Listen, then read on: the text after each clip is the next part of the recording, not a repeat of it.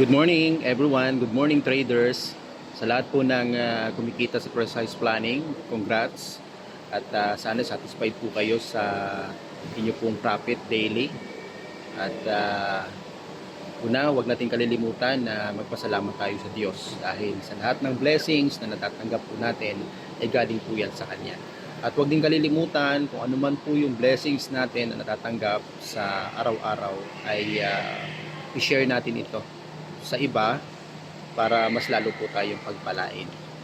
Okay? So, i-share ko lang yung aking personal experience dito po sa Precise Planning at kung ano yung mga strategies na dapat natin gawin para mas lalong lumakas ang ating team at mas marami ang matulungan at kumita dito po sa Precise Planning. Ngayon pong July ay meron tayong gagawing seminar. So, conduct tayo ng seminars at i-encourage natin ang ating mga traders na mas marami pa po silang i-invite para pare-parehas at marami tayong kumikita dito po sa Precise Planning. And then ay napakabuti ng ating Panginoong Diyos. Siyempre, dahil natagpuan natin itong Precise Planning. Nung ako ay pumasok noong October until now, ay mas lalo siyang gumaganda. Nung mga nakaraan, ating napansin, nung month of April, May, so yung market, yung ating stock market dito po sa Precise Planning, kita natin na hindi maganda yung ang nangyari, di ba? Mababa yung talagang market at marami ang mga traders na hindi nakabawi, marami mga traders na nagrereklamo dahil hindi sila kumikita. At answered prayer po ito sa atin dahil tungkol doon sa AI Smart Trading na activate na po siya nung last month lang. At based sa ating observation ay mas maliit yung losses niya compare doon sa manual. At mas marami yung earnings o kita. Yan po yung goal ng Precise Planning. Kung bakit merong AI Smart Trading dahil gusto po ng Precise Planning na kumikita talaga tayo. Okay?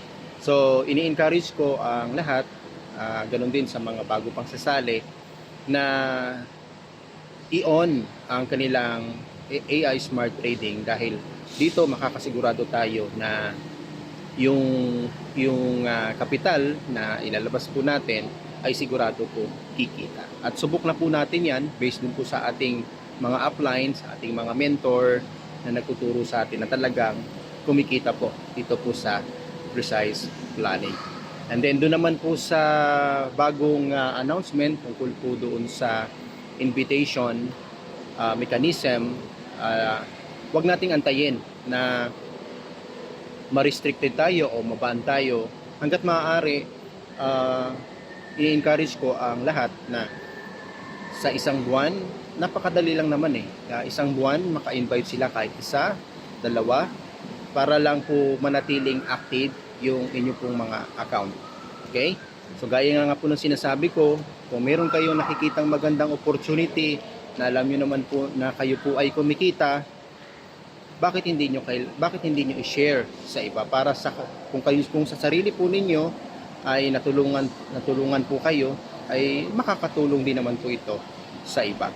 Kaya ang blessing hindi po yan natin kailangang sarilinin, kundi ibahagi din naman po natin ito sa iba para sila din ay nakaginhawa sa kanilang pang-araw-araw na buhay. At sana po ito ay nakatulong po sa inyo at huwag kakalimutan, lahat ng mga problema ay may solusyon at lahat ng problema ay meron pong paraan. Baka ito na po yung paraan na hinahanap ninyo, kaya subukan nyo pong mag-join para doon sa mga interested pa.